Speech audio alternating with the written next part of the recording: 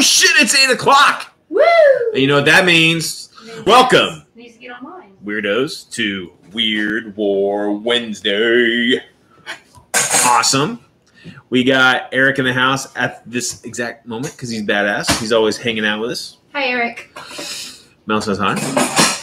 You're one of the good ones.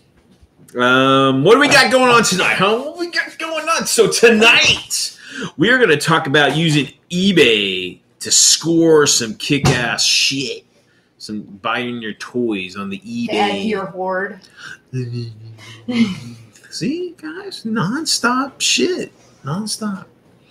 We're also going to talk about good old my favorite comic book hero, Sergeant fucking Rock. Sergeant Frank Rock.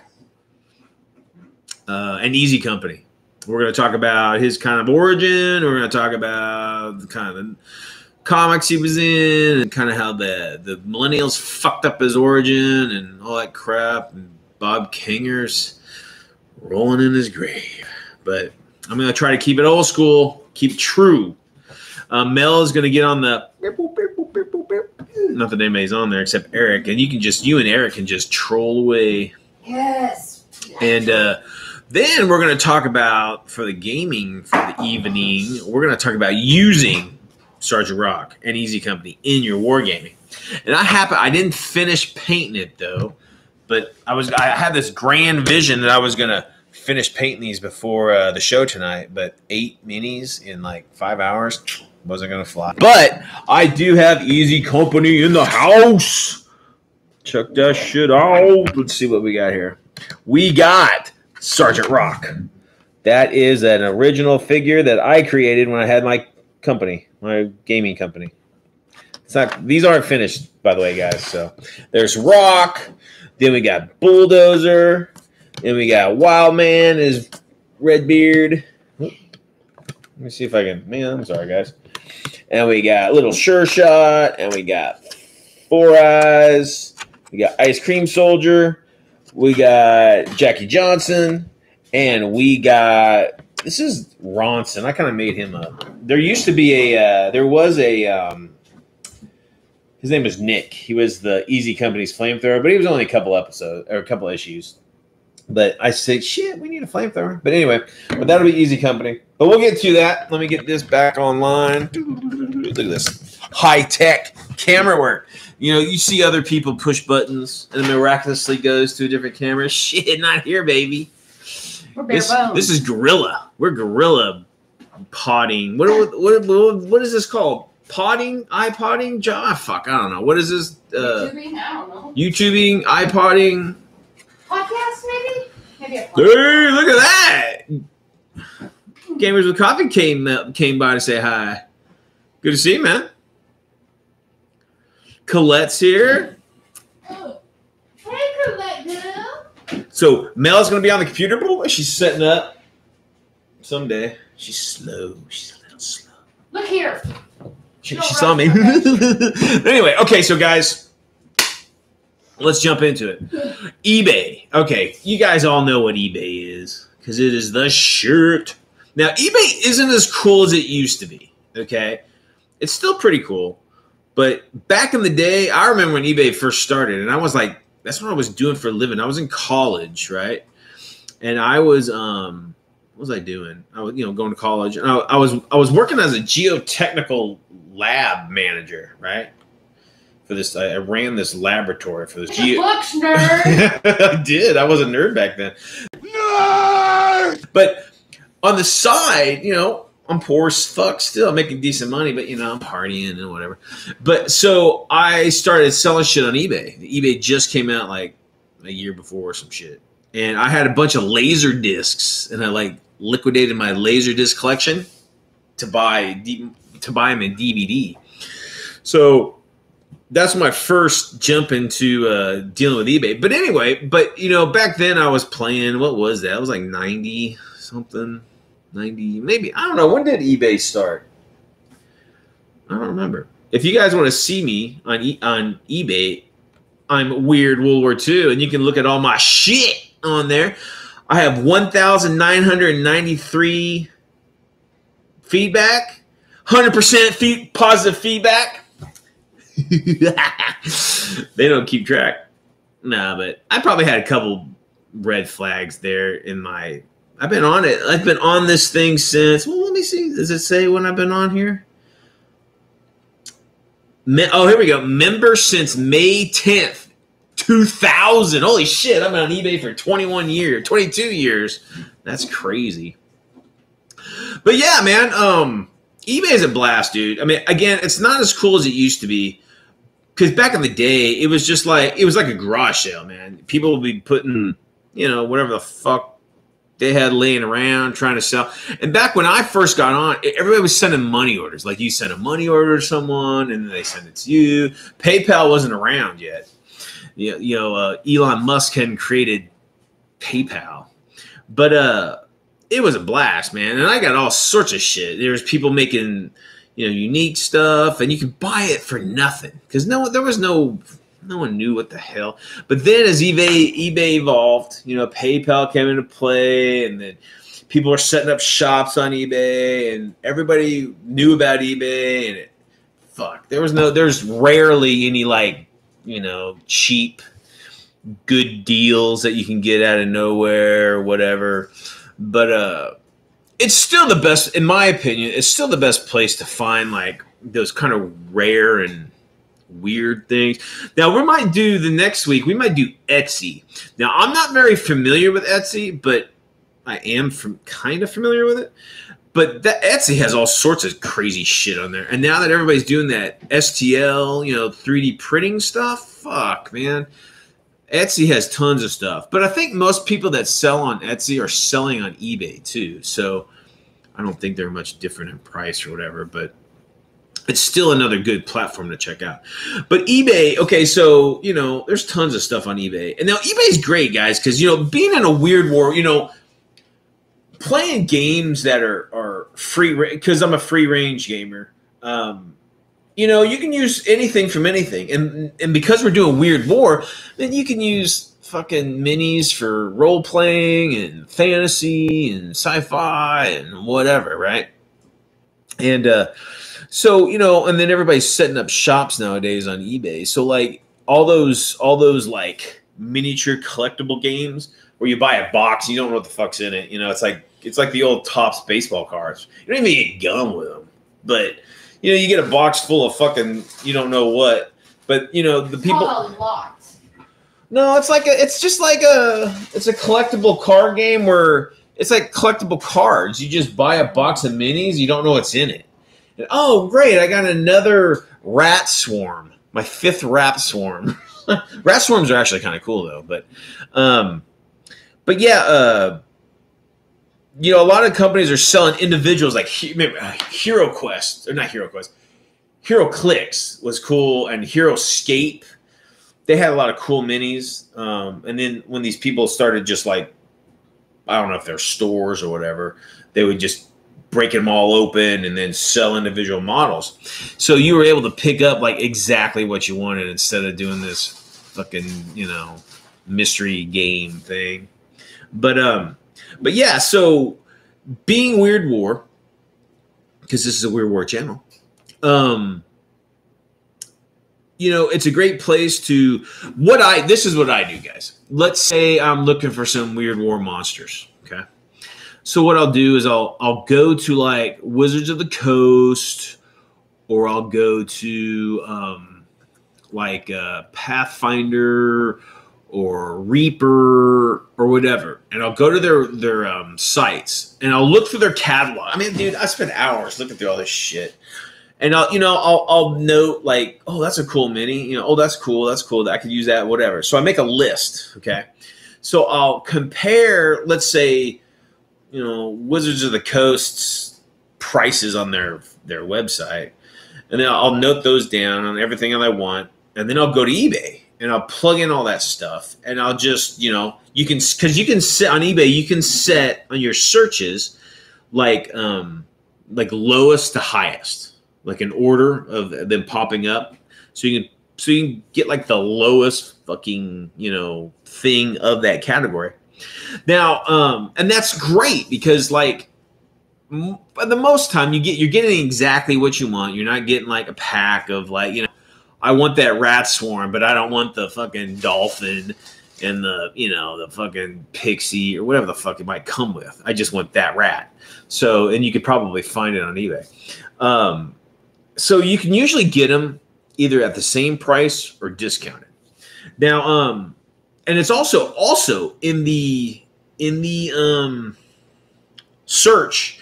If you go to the advanced search, because like, okay, here's a perfect example. This week, I'm in the need for some cultists, like just generic cultists, not with fucking swords or knives or anything like that, but like just dudes and chicks in hoods with maybe some guns, like World War II-ish guns, or just no guns. So I put in cultist. Well, it pops up. There's 50,000 responses, and most of that shit is Warhammer. So you have like Warhammer 40K, Gene Stealer Cult, or you have Age of Sigmar Dumb Cult, or whatever the fuck. But what you can do, I don't know if you guys know this, if you go to the advanced setting in the search, you can put the words that you don't want in the search. So like I would put cultist or cult, and then I'd put minus Warhammer or AOS or whatever, and you that search gets smaller and smaller when you start taking out those keywords. So it helps you kind of find stuff that isn't quite specific. But unfortunately, a lot of people, when they do their title when they're selling it, let's say it's like a generic cultist, well, they'll say in their title, cultist, and then they'll say Warhammer or Age of Sigmar with it. So I guess that would knock that out of it. But when you get back 50,000 some entries, you gotta thin that out a little bit. But okay, so let me think. So you could do that to help with your searches. Lots of what I like is buying scenery that people make themselves, because there's some cool shit like.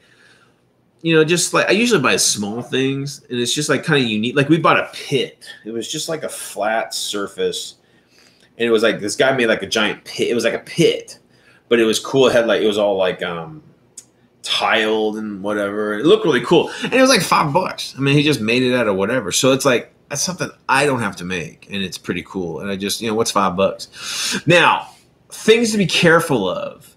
You have always got to look at the fucking shipping. Okay, because I swear to God, some of these people are mad. I don't know what the fuck they're thinking. Here's an example. I've got marked on here. I've got it. Okay, it's a Nocturne Cthulhu blister pack. Okay, and it's just like some of their characters I've never seen before. I guess they did some alternate characters of some of their stuff. And that's cool. And the guy wants $20 for it. It's kind of pricey. It's a little expensive. I mean, that's probably $5 more than I could probably get it from. But they don't sell. Modiphius doesn't sell this pack anymore. So I'm looking at it. That's pretty pricey. But then I start to look at the shipping. The motherfucker wants $15.83 for shipping.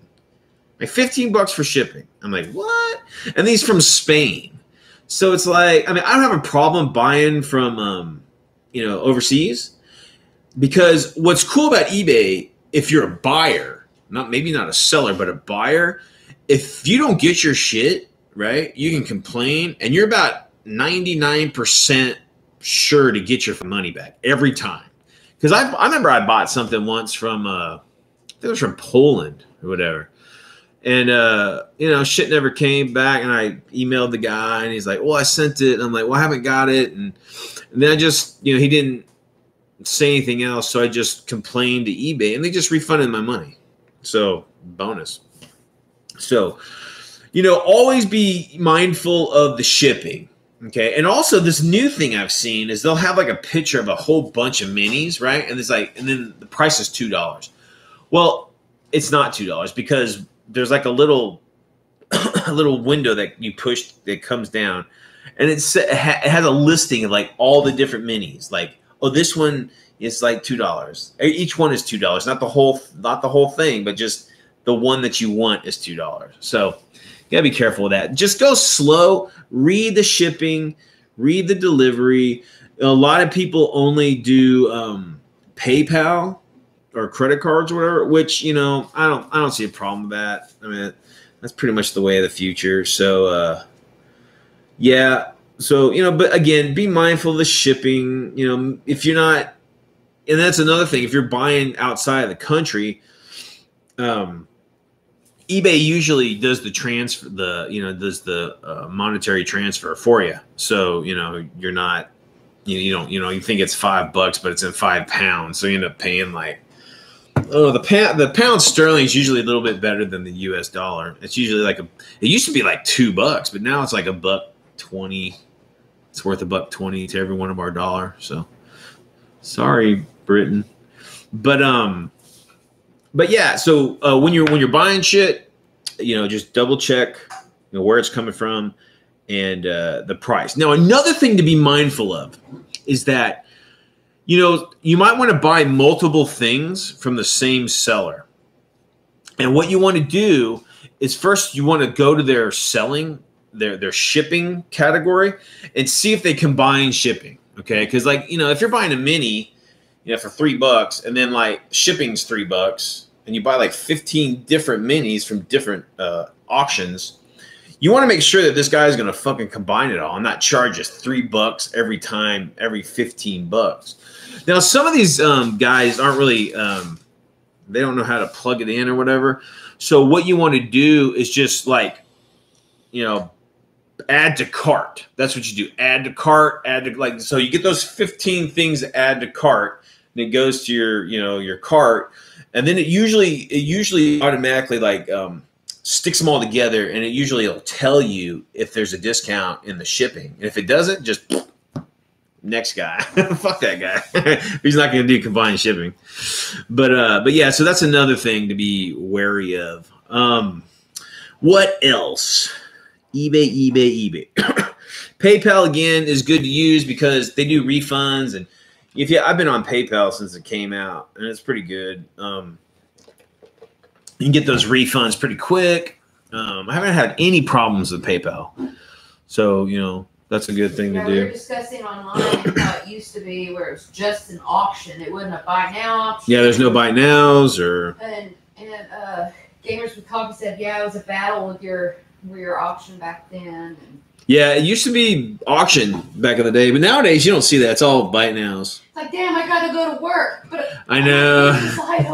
I heard that there was software that they created to like bid for you, like while you're doing whatever. Yeah, it's a bot is what it is. Yeah, I mean, you can secretly put a maximum bid on your auction, so I don't know. I think they kind of inserted that into their own thing. But I'm trying to think if there's any other kind of I always look at their history too. Like, you know, if I'm especially overseas buyers, you know, if I'm buying some from China, like I've bought all sorts of shit from China, man. That's great. They're cheap as hell, and I don't care if it's a knockoff or not. I don't know. I can't tell. So whatever. But I always double check because, you know, most of these sellers are really bend over backwards to try to fucking keep you happy because they're obviously making a, you know, living off of this thing. Gamers with Coffee says PayPal can shut you down without warning. Well, I mean, I guess that can happen with anything, really. I mean, I don't know why they would.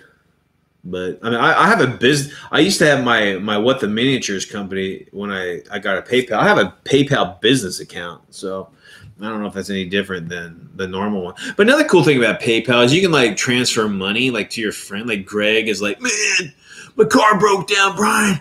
I need some money. I'm like, all right, dude. How much you need? I need $5.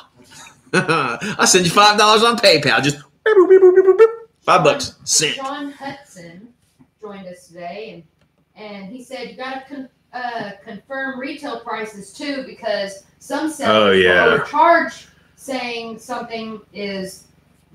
He said, "Oh yeah, out of production." Yeah, I mean, I think just in gaming wise, I think most people that are gamers are kind of in tune to what's still available or not.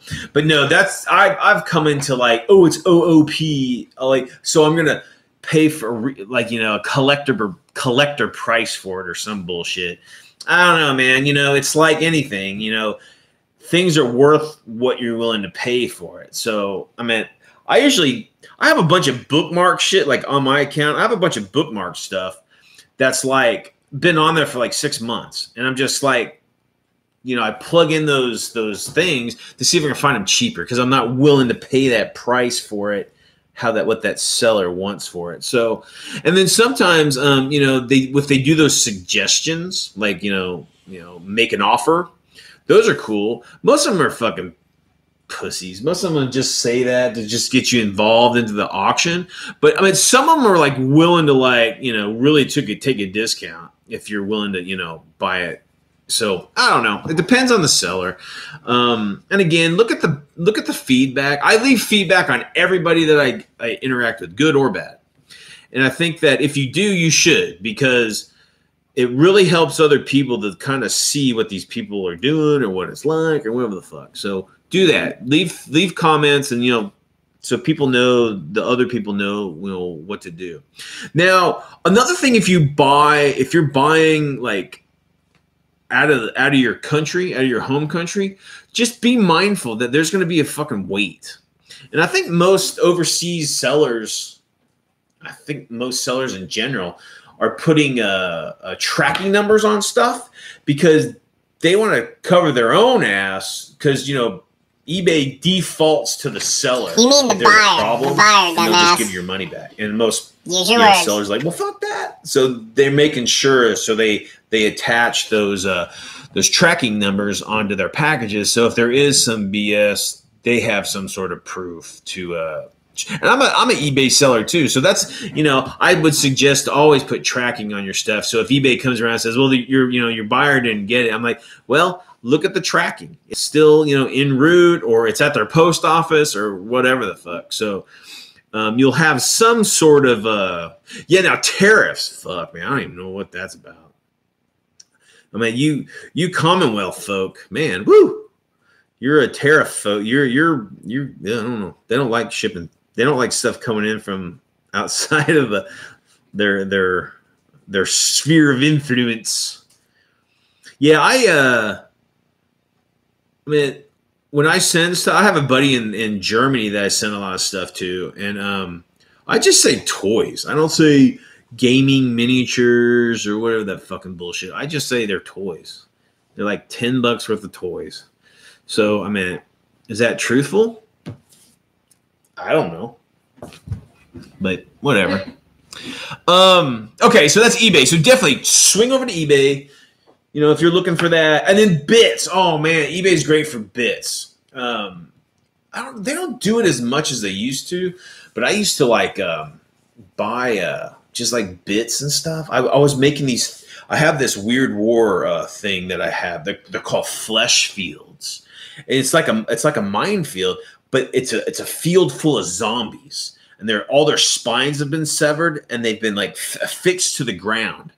So like, just imagine you're a soldier going up a hill, and then there's like fucking, 1,000 yards full of like of nothing but like quivering zombies, like snapping at you, and arms raised up, and like you're like, I'm crossing that shit. And then it's like the guys in the tanks will step aside. We'll drive the tanks through them, and you guys can come in.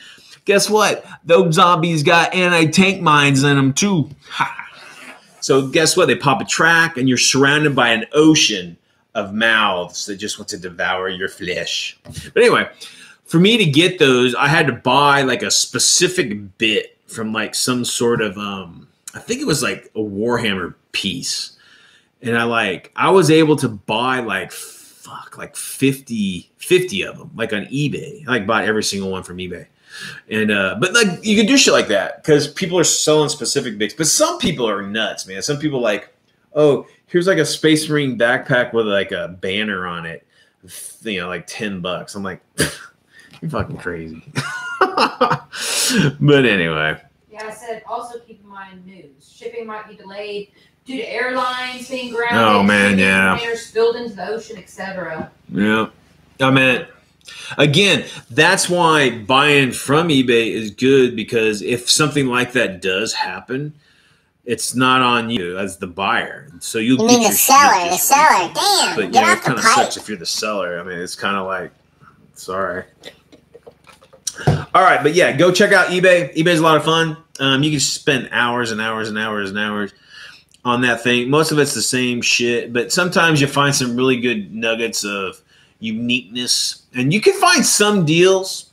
I mean, I don't buy anything mainstream, so you know, most of the shit that I look at on eBay is just the same crap that everybody else buys, like Warhammer and, you know, all the Warhammer stuff. And then like, you know, I don't know, Flames of War, whatever's in right now is what everybody's playing. I don't play any of that shit. So it's like most of the stuff I'm looking at is stuff I don't want. But there's always something in there that, you know, grabs my eye.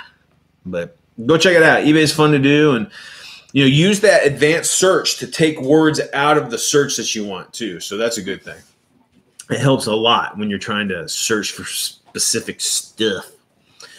All right, guys and gals and everybody in between. Okay, we're jumping into it. We're gonna talk about my favorite all-time comic book character. That is Sergeant Frank Rock. Sergeant Rock. Sergeant Rock is a comic made by, it's originally National Periodicals, which would develop into DC Comics. It would be Army at War 81, but nowadays, for some reason, they're saying it's Army at War 83. So I had all that shit. But anyway, 81 was like, it was like a prototype Sergeant Rock character. And then I guess in 83, it was like, the first time they kind of used Sergeant Rock, whatever the fuck. But anyway, if you're a comic book geek, it's a whole nother thing. But okay, so it was created by Robert Kanger and Joe Kubert, which are like some of my favorite dudes on the planet. They both passed, unfortunately. But Joe and Rob, they did most of the war titles that DC did. And Robert Kanger, he like wrote Rock, you know, he created the Rock character and Easy Company and whatever, and Joe Kubert helped him. He did all the art. Now those two guys were actually in World War II, so I think they say that they took a lot of their personal experiences and just kind of the people that they knew, and they kind of make an amalgamation of some of these characters in the comic. So it's pretty cool. I don't know if you've ever read any DC war comics, but they're fantastic. And you know, they're not glamorizing war. This is what I really enjoyed about the DC war comics is that they have this saying. It says, "Make war no more." And although it was a war book, they didn't glamorize it. It was almost like, I don't know if you guys ever watched Combat, the TV show. It was like that, man. It was like, you know, we're in the war, so let's just survive. And you know, they have humanity in war if you can do that. So you know, now Sergeant Rock wasn't necessarily a weird war comic. But you know, it was a fictional group of soldiers that were going through. Well, the unit that they're with, they were in North Africa, and then they went up through Sicily and then Italy, or I should say Italy, and then they fought in Europe. So they didn't really, you know, Kanger never put an actual unit on there for a reason, because he wanted just Rock and Easy Company to be like just kind of a general, like, so any unit could be representing any unit in the war. So, which is cool. I think that's a good idea. Hey, I've never heard of Sergeant Rock, you know, before we met. So is he a superhero? Okay, yeah. So Sergeant Rock is not a superhero. Frank Rock is from Pennsylvania. He, you know, grew up in his father died in World War I. I think his stepfather died in when he was a child. So he grew up really hard. I believe he worked in the mines as a kid in Pennsylvania. Is that the Appalachian? That's the Appalachians up there. Mm-hmm. But when World War II hit, he signed up and he joined up. And So Rock isn't necessarily a superhero, but he's like a badass. You know, he's a badass like marksman. You know, he's a leader's leader. He always leads from the front. He has a heart. He's very humane. When he for the most part, he's fearless. You know, he's all the good things that you would want in like a military leader. And he's always just beaten and battered. He's not like some, he's doing this because he has to do it. He's not again, they don't glamorize it. They don't, but the things that he does can be considered superhuman to most, but he will like jump on top of a tiger tank, and just shoot the crew and, open the hatch and shoot the crew with his Thompson, or he'll be by himself, right in front of a tank with a bazooka by himself, and he'll be shooting down Stukas with his Thompson from the sky. I mean, he's a badass. I mean, it's a comic book, but it's got a lot of heart. Now, his unit, he's a master sergeant, okay, but he's more like a platoon sergeant, and his unit is called Easy Company, and there's now throughout the years. I mean, this comic's been around since like 59, I think. Around 58 or 59 is when he was being developed. So this comic's been around a while. So he has this like a huge parade of people coming in and out of the unit. The stories will be about the new person or whatever, and they'll come and go, whatever. But there's a core group of guys.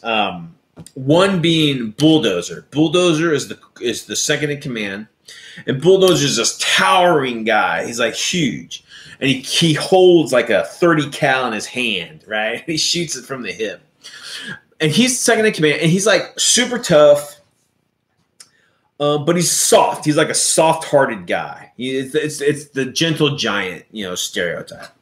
And then you've got Wild Man. So Wild Man's cool. Wild Man is he's a guy. He has this giant. He's a redhead, so he has this giant red beard, right? They call him Wild Man because he's a nut in close combat. When he gets in close combat, he's like second to none. He's just deadly as hell in close combat. And then you got Jackie Johnson. Okay, so Jackie. This is a cool thing about Rock. Jackie Johnson is a black man. Okay, so in World War II, the blacks and whites were segregated. They had black units and they had white units, and not all, but most black units did not go to the front. But and Jackie Johnson is kind of an amalgamation, I think, of Jackie Robinson and who else? I don't know, somebody else, or maybe Carl Lewis, maybe not Carl Lewis. Carl Lewis is like, let me see if I can find it real quick. Joe Lewis and Jackie Robinson. That's who he's kind of an amalgamation. So he's like an ex-boxer. But anyway, he saved Easy's ass in one story, and he joined the unit. So Easy Company has, kind of a mixed unit, which is pretty cool. And he's an ex-championship boxer, and he's like fucking badass. He's awesome in close combat. And then you got another minority individual in the unit is Little Sure Shot. Is he an Apache? Yeah, he's an Apache. He's an Apache from the Apache tribe. And he's like the unit's sniper and scout. He's really badass. He has these two like eagle feathers he keeps in his helmet. He's pretty badass. And then you got Ice Cream Soldier. Ice Cream Soldier is one of the first regulars, and he's just like a normal dude. He's kind of short, just mild-mannered guy, but he like excels in cold weather. So like he'll be like in the water when it's freezing. It doesn't matter. But he for some reason excels in cold fighting. So that's why I call him Ice Cream Soldier.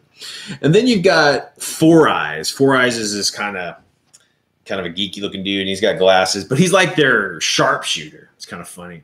And then there's people that have come and gone. Like I said, there's a bunch of people. One of I'll mention Zach. Zach was the unit's bazooka gunner, but he lost his arm in battle, so he got shipped back home. And they did some cool stories of Zach heading back home, and then like what was going on, because he grew up in like the Bronx or something, in like a tough part of the neighborhood. And he comes home from the war, and it's all shitty still, and it's the same crap. But now that he has all this experience, anyway, it's a good solid comic. Now, if you want to read them, guys, swing over to what I've talked about over and over and over and over. Go over to comiconlinefree.net, and you can read all the Sergeant Rocks and that shit. Okay, they got it all. Our Army at War. It's the first incarnation of Sergeant Rock, and then from there he went to his own title, Sergeant Rock, and then he's had like specials and like limited editions, and all limited series and stuff like that. Now, I have been reading Sergeant Rock my whole life. I want to say it was the very, very first comic book I ever read. I remember my family were big bowlers, right? And we would go bowling as a kid, and then we'd go over to their friend's house, and they had a bunch of comics. And I would always read them. It was like Sergeant Rock and stuff. And then they gave them all to me because, they was like, they didn't want them anymore. So I just fell in love with the character, and I ended up collecting them as I grew older. Like I had every appearance of Sergeant Rock, like all of them, like his first appearance and all these like one shots, like in The Brave and the Bold and whatever he might have been in. And I was just a huge fan. I ended up selling all that stuff when I sold my collection, but it's a great book. Again, it doesn't glorify war. In fact, one of the phrase that Sergeant Rock always says to the unit, he's like, "There's nothing easy and easy." So it's like, everything's a fucking trial, everything's a fight, nothing comes easy. They're all battered and beaten. The story's got heart too. They're not, but they are over the top. They're shooting down airplanes with rifles and, cool shit like that. So it's a lot of fun, and they're all over the board. They're fighting the Nazis, and Rock actually goes to the Pacific for a few issues, which is pretty cool. Some fantastic artists in that run too. Russ Heath is Joe Kubert and Russ Heath were probably my favorite authors for Sergeant Rock. But Russ Heath's Sergeant Rock was just fucking phenomenal. I don't know if you guys know who Russ Heath is. All these guys are gone now. It sucks. I mean, all these people I idolized as a kid with their comics are all gone. They all passed on, but we're still keeping it alive. We're still playing with them. We're still talking about it because they're worthy of talking to. Now, because this is a World War II setting, and then the creators are all dying, all the people that come up behind them are fucking it up. And they did. Okay, so Robert Kanger said in like some of the letter pages in the books, in the comics, that Sergeant Rock would be the last casualty from the last bullet fired in World War II. It would just be like Rock would just die at the war's conclusion. Okay. Which, I mean, it's kind of a bummer, but I think it's a fitting end to Sergeant Rock, because I think the war is him being a leader of fighting men is what he is. Okay. It's what he, and for him to go into the real world, I don't think it would have worked. I think it was a good ending. It should have been a good ending to a fantastic character. Well, of course, all the fucking ass clowns get a hold of a great, everybody else's creation. And, Sergeant Rock, survives the war and becomes a fucking, he works for the Pentagon and whatever DC, he becomes like a politician soldier, whatever the fuck. Just a bunch of bullshit. I didn't get into it. One of the reasons I'm not in comic books anymore is because they've all changed. That, for whatever reason, they changed the characters that I fell in love with, and I'm just done with it.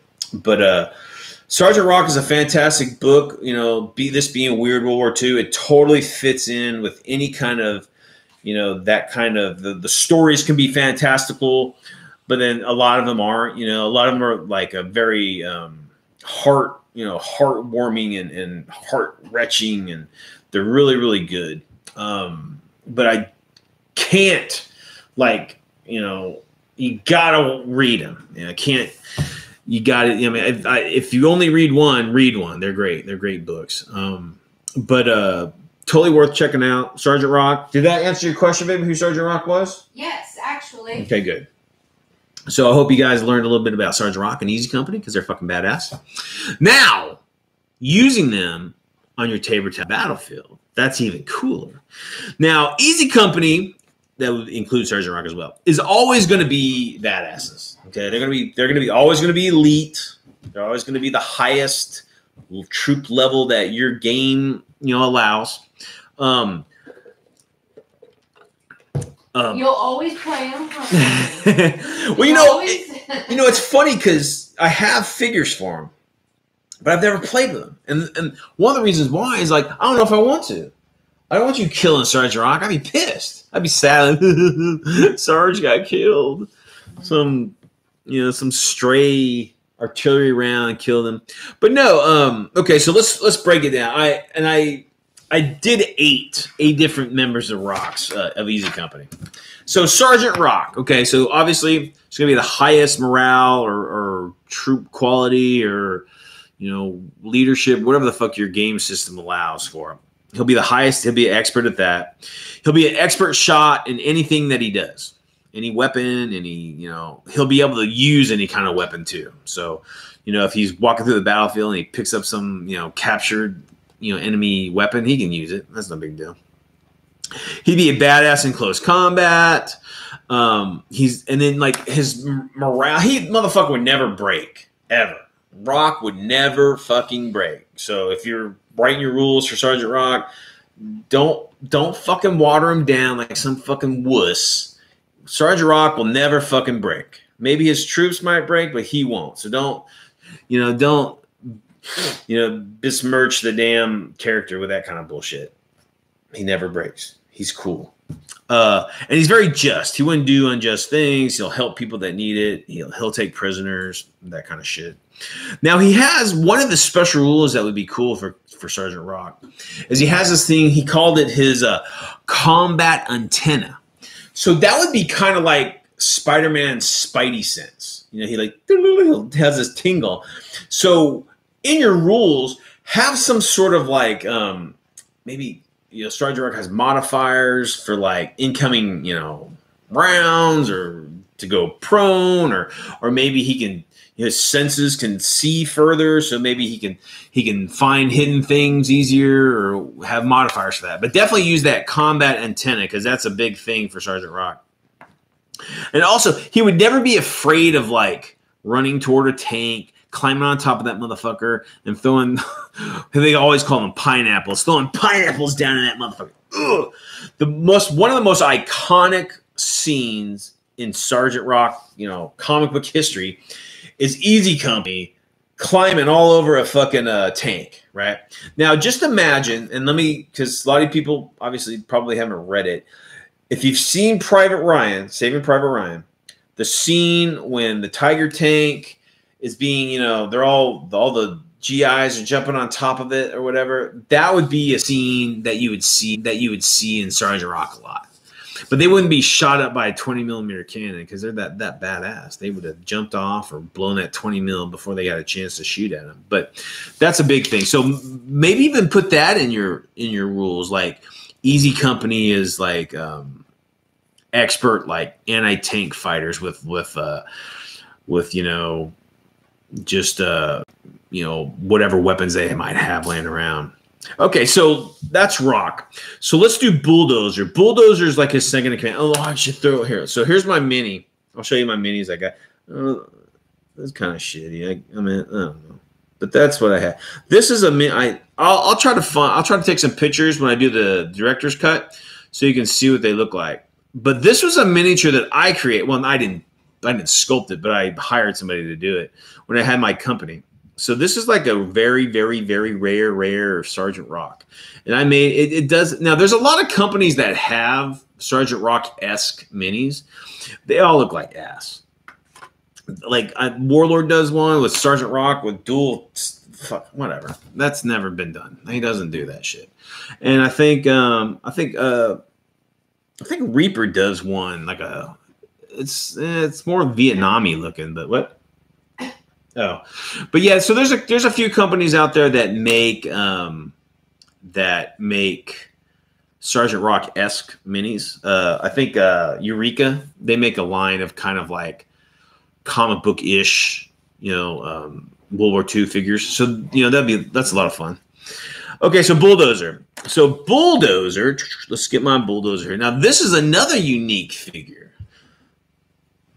Anyway, so Bulldozer, he carries a 30 cal with him, like it's a fucking rifle. He's so big and badass. This was actually a Dum Dum Dugan that was created by my pal White Knight. He did some kind of unique Weird War characters back in the day. He did it like a Captain America movie, Captain America, and he did Dum Dum Dugan, and he did a couple other ones. But what I did is I just chopped off Dum Dum Dugan's head, and I stuck a normal GI's head on it. So now, guess what? He's Bulldozer, rocking, perfect. See, that's another thing. You guys learn to do like conversions and stuff because, man, you can make all sorts of cool stuff. Now, Bulldozer. So he carries along the squad's automatic weapon. Be it, he usually has a 30 cal. He shoots it like a rifle, but he's bad at it. But it's a 30 cal. He's super strong. He's super tough. So, alter the rules to show that. Now he's like a big, he's like a soft, what would you call it? Gentle giant. He's like, raw, but then he's like, he's really caring, and he gets blushed when girls look at him, whatever the fuck. So he's kind of like that, but he's second in command of Easy. Then you've got, I forgot, I skipped one, Skipper. So Skipper is just any officer that's in the comic. They usually get blown up or, they get shot or whatever the fuck. But there's always someone above, like, giving Rock commands and stuff. And they all just call him Skipper. But again, he doesn't survive long. So you can add that to your thing, whatever. But it's basically any officer that's above Rock's rank. Then we got Wild Man. Where is he? Okay, so Wild Man here. This is my Wild Man. You see that big orange thing? That's his big orange beard. Beard. This is just, and then what I did is I just got one of my GI figures and I just put some putty, like sculpting putty on that shit, and I just made a beard. There you go. You got Wild Man. Now Wild Man is he's a close combat expert. You could even like write rules to where he's like a berserker. Like the Viking berserkers. He just, because when he gets in close combat, it's just like, rah, he just goes nuts and he just beats the shit out of any Nazis that are within range. Uh-oh. What happened, baby? I'm all right. I had a knitting injury. Mel's knitting and she hurt herself. That's crazy. It's like a safety-proof knitter. That's what I live with, guys. That's what I live with. She's covered in bruises. All right, then. Susu, that's what the Finns call it. I don't know what he's talking about. Susu, what the Finns call it. E.S. Taylor said on the chat. Oh, I'm not sure. Tell us what Susu is, bro. Okay, then Jackie Johnson. So Jackie Johnson is an easy one. You just get one of your GI guys and just paint him black. But he's a badass. He would be kick-ass in like close combat as well because he used to be an heavyweight boxer. So definitely put rules into him that he just beats the shit out of people. Had modifier to wound while in close combat or some shit. Now, if you like role play and stuff, have limited role play with your games, you can get into all sorts of uncomfortable fucking role playing shit with that. Racist motherfuckers or whatever. You got Nazis seeing a black man or whatever. So you can really go to town and give some reason to really have Jackie just beat the fuck out of somebody. Or Easy, standing up for their buddy, kicking ass. Then you got Little Sure Shot. He's badass. I got a Little Sure Shot. Little Sure Shot's easy to do too. You just he's just like a soldier, but he's got he's got just a couple like feathers, little hawk or eagle feathers on his helmet. You can't really see it, but I just cut these out of I had some really thin pewter paper, I don't know where I got that, but it's like I got a big old sheet of pewter, but it's like it's paper. But he's like he's a scout, he's a Native American, and he's an Apache. So, any kind of like cool, weird war aspects you want to throw into that, you can. Maybe he's a shaman, or he's not a shaman in the comic, but you can always do that. Or he's definitely a badass scout. He's Easy Company's scout, and he's a sniper. So he's really badass. All right. E.S. Taylor said it's pronounced Sisu. Hold on. Sisu? Get it right. I don't know what that is. Okay. Sisu is bravery, like charging a tank, a log in the dry. Hell's Euro. That's what I'm talking about. Yeah, I guess shit. All of Easy would be Sisu. That's a good rule, man. So like, if Rock is present, like on the battlefield, and his unit that he's leading or whatever, they'd all be like that. They'd all have Sisu. So they'd be like fearless in like combating the enemy. So that's good. Like make him like impervious to any kind of breaks or anything like that. That'd be a good rule for it. All right, then Ice Cream Soldier. Ice Cream Soldier is easy. He's just like a dude. He's just like a normal GI. This guy, I have this guy running. He's got like a satchel charge in his hand. Again, he's just like a normal GI. Except when he gets like in cold weather, he's not affected by any cold weather. So he's like, able to sneak around in water during the cold or whatever. So you can make rules like when you're fighting in the cold, give him, if you have rules for frostbite, or if you have rules for maybe like maneuvering through cold, like, ice or whatever, maybe he negates it or something. I don't know. Just give him some rules, special rules for like cold weather. Then I've got Four Eyes. You can't really see. You can't see. He's just a normal GI with glasses. So I know Warlord's American plastic kit has a head with glasses.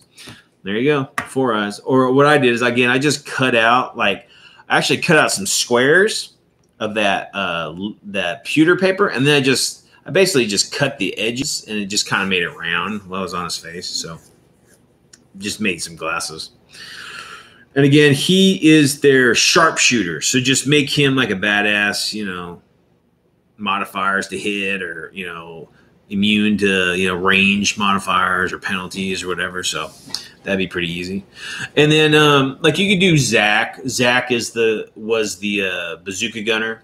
But I didn't do Zach because I told you he loses his arm, whatever. But he was replaced by this couple, Short Round and Long Round.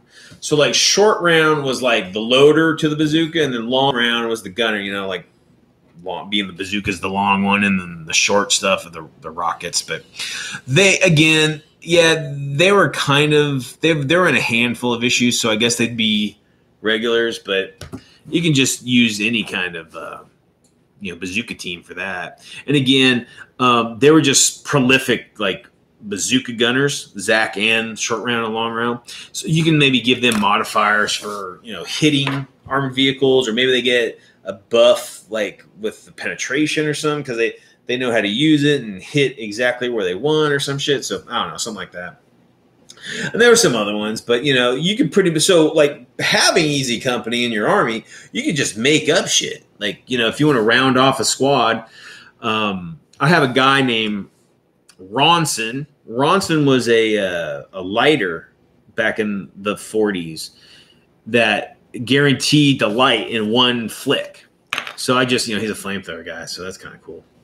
So I just made that up. There was a flamethrower guy in Easy. His name was Nick, but he was only in a couple issues. But again, so this is a chance for you to individualize your squad. So you can have 10, 12 guys. You can just kind of make up rules for each one, and have Rock, leading them. So that'd be fun. That'd be a fun flavor for you to try out, something like that. Now, enemies. There's only one. I mean, Nazis and Japs and Italians, and they're all enemies. But Rock had one consistent foe, and that was the Iron Major. Okay, he was a German major, and what he had, I think it's maybe his left hand. His left hand is like this, but he lost it in combat and fighting Rock. And it's like an iron gauntlet. So like in the episodes, he's like always hitting him with this fucking iron, karate chopping him with his iron hand or whatever. But the Iron Major was the only consistent reoccurring enemy that Rock would have that was named. So you can use that, the Iron Major leading some other crack unit against Rock's the Easy Company, the Combat Happy Joes of Easy. But a lot of cool possibilities. Give you a chance to get in there and mix up the rules that you play and try some new stuff. And I guess if you play a lot of point systems and all that bullshit, this probably wouldn't be the easiest thing to play with. But fuck it, it's your game. You play how you want. But so that's pretty much Easy Company. They were pure infantry. They weren't like armored infantry, so they weren't riding in half tracks or trucks. They were always on foot. They were ground pounders all the time. They didn't ride in too much stuff, so they would be pure infantry. But again, they're not afraid of aircraft or fucking tanks or artillery cannon. They'll run towards that V1 rocket or V2 rocket facing right at them. They just run right at it. The Sisu, as Eric would say, go in and kick some ass, doing the job, get it done so they can end this shit. I like that word. I like saying it. Yeah, we're going to say Sisu over and over. Yeah. I hope that's what that is. It's not some dirty phrase he's pretending. It means something. All right, guys, do you have any? Let me look through some of these responses and see if there's any, if you guys have any questions about anything. About Sergeant Rock or good books to read. There was this one. I'll tell you this one book. There was this one. There was a combat. Or no, what was it? No, it was this guy, this new recruit. He was new soldier, like a replacement. Was it with Easy? This one always hit me. I think I read it when I was really young, and it really made me realize how fucking awful war is. Okay. Like, it's not to be, it's not to be worshipped or celebrated or any of that bullshit. None of us need to fight and kill each other. Do that on the tabletop. We shouldn't do it. But anyway, this guy, he's an artist, right? And he's with us. So every time the Easy Company stopped, he's like painting, and he'll draw pictures of Sergeant Rock with like a flower in his fucking helmet, or he'll draw the Combat Happy Joes like all being silly and shit. And he'll do like landscapes, really beautiful. But as the story progresses, they enter combat, and he's frightened by the conflict and the war and the fighting and the killing and all this stuff. And but he's still drawing. He's still drawing and drawing, and so like as the story progresses, he's broken. He's shell shocked. He's like on the verge of just like catatonic, right? And Rock, it's like Rock comes, after fucking the dust is settling and half of Easy's dead and all the Germans are dead and all the Tiger tanks are on fire and shit. He walks up to this guy, and he knows that this guy's done. He's broke. It's time to send him in the rear. So Rock, holds his hand, touches his shoulder, and he says, "Let's go, son. It's time to go." And he's like, "Look, Rock, I did my masterpiece, my greatest artwork. It's war." And he turns it around, and this is what it looked like, guys. All it was wiggles. It was fucking. I get chills about it. I'm like cheering. It was like this beautiful artist. That's what he saw war was just fucking chaos.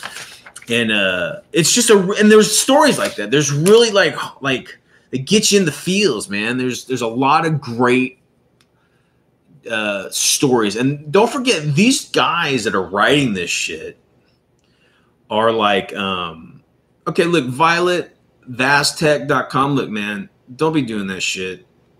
I mean, I don't know if that's something. This isn't for you to do advertising and bullshit. All right, dude. But anyway, it's really, really profound and some great stories. And don't forget, the guys who did all this, they were in combat. You know, I think Kanger was in combat. Now, I think Kubert was in the war too, but I don't think he was in combat. I think he was, you know, on the state side. I don't know, but anyway.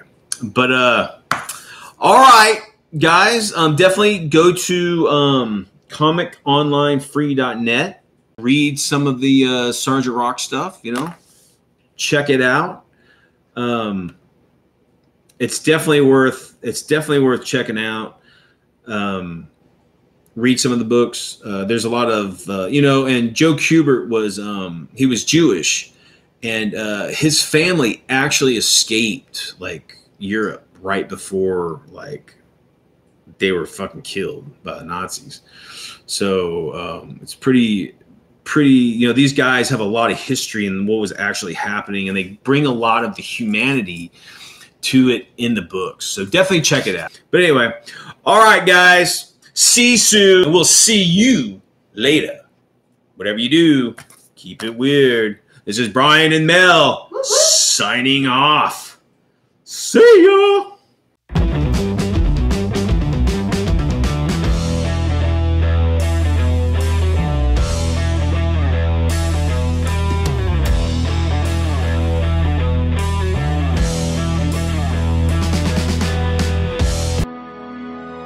Now let's take that hill, easy company! Yeah!